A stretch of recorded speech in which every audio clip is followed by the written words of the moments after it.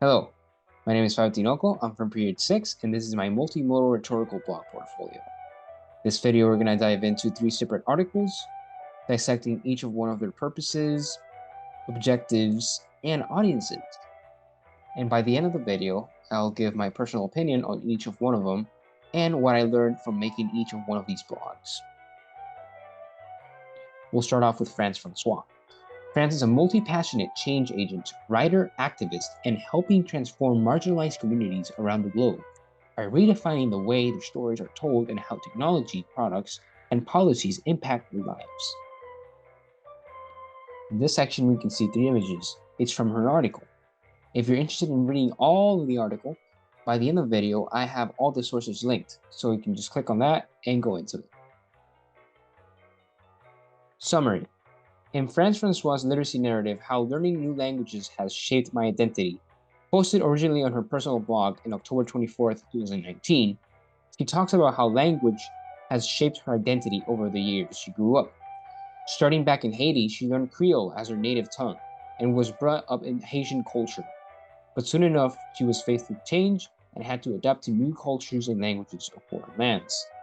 She goes into detail about her experiences and how language was a big part of her adapting to her new challenges.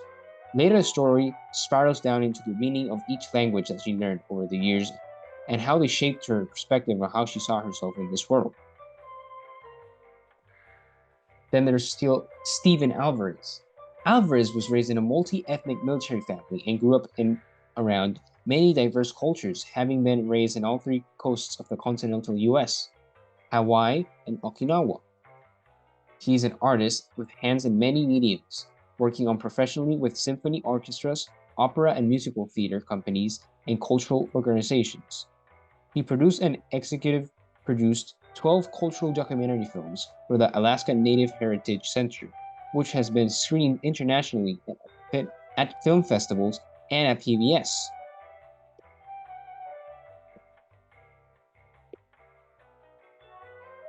Summary. In Official American English is Best, Stephen Alvarez, a writing researcher, writes about the debate of making English the official language of the US for the convenience of its citizens. Alvarez argues that making this change would limit accessibility for immigrants to participate in society. He then focuses on the ideas of history and how it goes back into the founding of the US and how it crept around for decades until emerging once again. Alvarez brings up that accepting other languages into the country would be a major benefit for economic growth, allowing better relations between other countries, and improving the mindfulness of its individuals, allowing them to learn about new cultures and ways of life. Jennifer Cunningham. Dr. Jennifer Cunningham is an associate professor of English who started her career at Kent State on the Stark campus, where she served as the chair of the Stark English Writing Program Committee. She now serves as the Writing Program Coordinator for the University English Department, focusing much of her teaching and research on online writing instruction.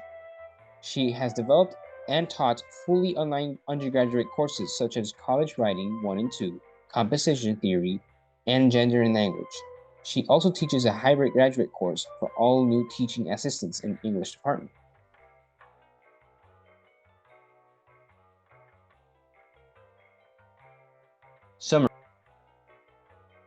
Summary. Cunningham's article is a mix of the previous 2 articles, having the same arguments as Francois and Alvarez, that having multiple languages and a mix of cultures would lead to a better society. She uses both logos and pathos in a great extent to persuade her readers, presenting historical evidence from where the culture came from. One theory suggests that African American language is a dialect with English origins. The other theory maintains that African American language is a language that developed from a mixture of languages used by people of different linguistic backgrounds in order to communicate and is a separate language made of mostly English language vocabulary words and West African grammatical and phonological rules. She presents to the reader a fact, but at the same time, her audience is primarily focused on African American people, to which, when presenting historical evidence, can lead to an emotional reaction, leading to pathos as well. Rhetorical devices used. So as before, we already covered Cunningham. She leans into ethos and pathos and leans into her audience's character and background. Francois, on the other hand, uses logos and pathos. She dives into personal and emotional topics, but manages to keep it logical. A perfect example is when she starts talking to his old lady in Panama, and they dive into a deep conversation about their families and their worriness about their loved ones. After this conversation, she steps back and thinks about how the language enabled her to have this conversation, and then dives into how Spanish is an international language and how it can affect the relationships between people that speak the language. Then we have Alvarez. He uses a mix of ethos and logos in his article to mention facts against the debate, showing credible evidence against ignorant claims that could harm people and trade. So he brings up a lot of factual evidence, and he leans on that, yes, English is a really good tool in the international trade, but having bilingual people is invaluable because they lead to better relations with other countries. Well, block 4, in this block 4, we're going to go into how each article came off for me and what I think about each and one of them. So, the one thing that Francois, Alvarez, and Cunningham's article have in common is that they bring up the fact that multilingual integration in society and its use is incredibly helpful and efficient. Looking at from a long-run perspective, we are able to see that people in general would be more educated and well-versed in the world, leading to an increase in interactions between other countries, boosting up general everything that comes good with that factor, such as tourism, economic growth, better branching business opportunities, trade, and much more. I strongly agree with this argument because from a personal experience, I can say with all due confidence that being multilingual has helped me survive change. Going to Venezuela when I was 8 was a real struggle, but knowing Spanish, it enabled me to adapt to integrate myself with the new people I met. Going back to Francois' article, she mentions how when she was little and was in the States, it took her a great deal to adapt to her unfamiliar environment.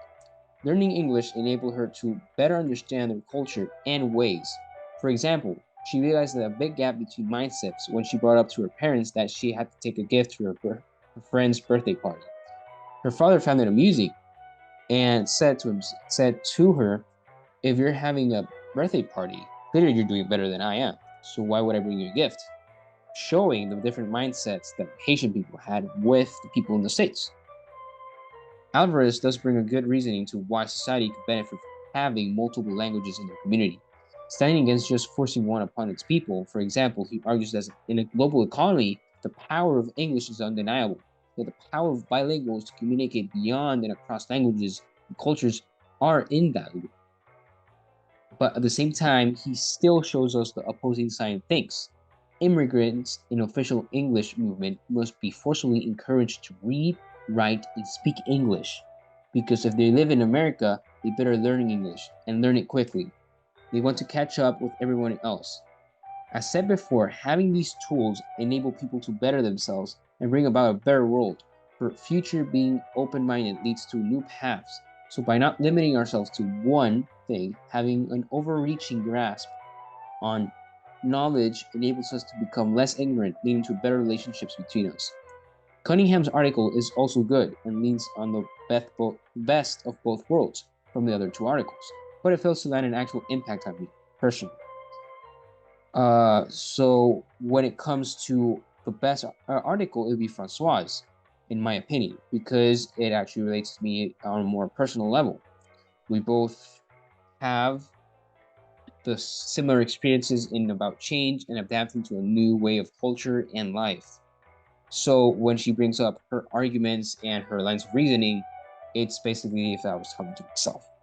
So at least with her, for me, she's my go-to when it comes to having this argument presented.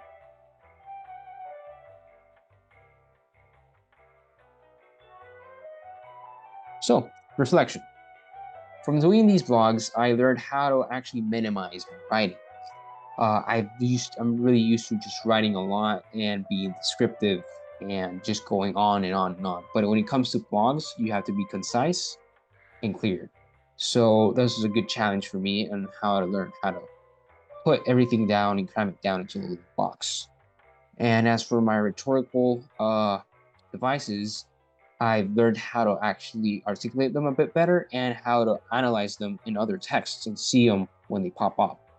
Beforehand, I wouldn't even pay much attention to what the author was trying to do. But now with this, I can see where they're coming from a bit more clearly.